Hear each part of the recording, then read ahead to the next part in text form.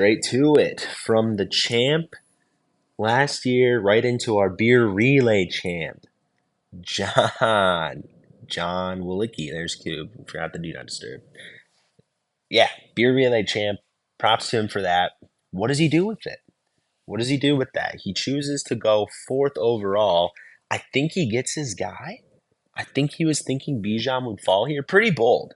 Personally, if I were to win the beer relay, I probably would have wanted Bijan also.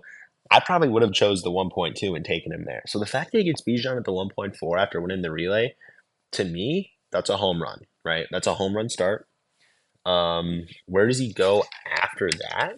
He goes Brandon Ayuk, DJ Moore, Kyler Murray, Mark Andrews, Alvin Kamara was his keeper. I should have mentioned his keeper before I started. I've been doing that with everyone's. But yeah, Kamara. He got Kamara in the sixth, which is a pretty good value. I think Kamara's usually going early fourth right now. So he kept him a couple rounds later, right? Jaden Reed, Gus Edwards, Curtis Samuel, Polk, Gabe Davis, Ty Chandler, Freiermuth, Cousins. Alrighty. Best picks. Bijan Robinson, DJ Moore. Yeah, two of his first three picks are great picks. I think I'm not going to call one of his worst picks Ayuk, but I just don't love Ayuk in this range. I know he did well last year, but we got this contract thing going on. We got all these mouths to feed in San Fran. I think you're drafting him in his ceiling. 1, 2, 3, 4, 5, 6, 7, 8, 9, 10, 11. So 11 wide receivers drafted before him. A couple guys were kept who would have been drafted before him, I think, like Puka, Amon-Ra. So what? He's being drafted at wide receiver 15. I think he finishes as wide receiver 15 or 18 or 20. So I don't know if I love that. I think DJ Moore has a chance to repeat as top 10.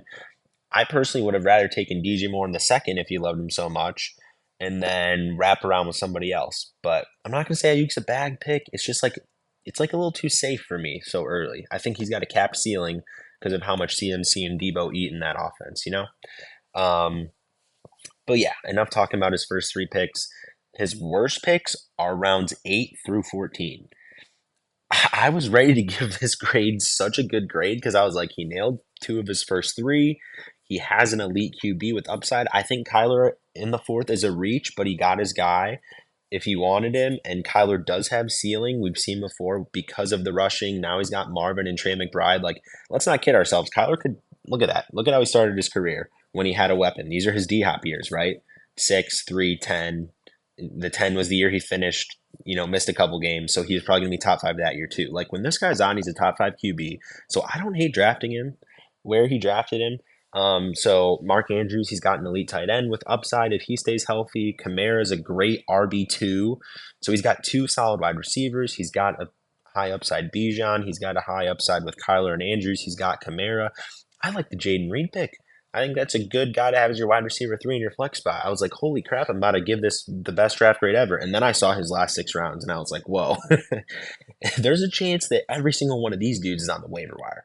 Like if these guys were on the waiver wire, I might not touch them, genuinely.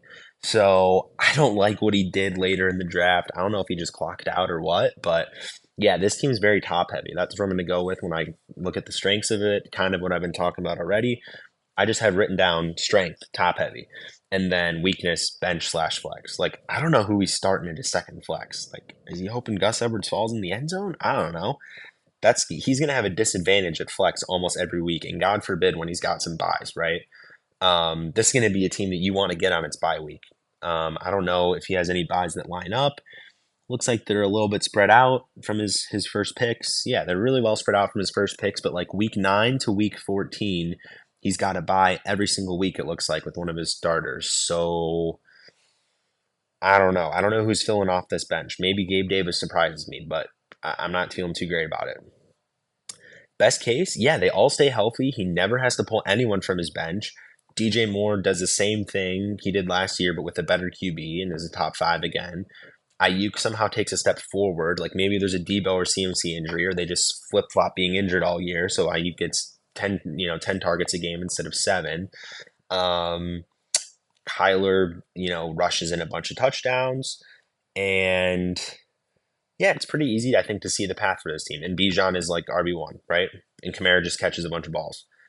Like, I don't think anything I said there is that crazy. Like, I'm talking about the ceiling of this team. Like, is anybody surprised if all that happens? If it all lines up, maybe we're all surprised. But, a few of those things could happen. Mark Andrews could go back to being top 3 tight end if he's not hurt. He was on a good start last year. He's going to be the alpha in that offense, you'd think. So, like, the ceiling for this team is there if everyone stays healthy.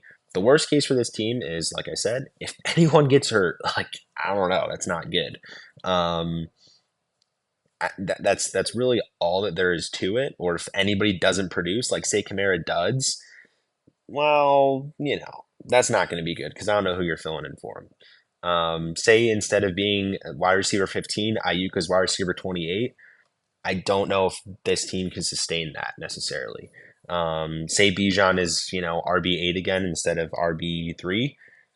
I don't know if it can sustain that. So because of the lack of depth and what he's going to get out of the flex, he kind of needs all his starters to smash, if that makes sense. But because the first rounds are the most important rounds, and I think he did pretty good in his first 6 rounds, Johnny Wols has a B for his draft grade. An exact B. He's firmly in the middle of tier 2, which means his team has great ceiling, but kind of lots of risk. You could see it getting deep in the playoffs. You'd kind of be surprised if it misses the playoffs because of how good his core is.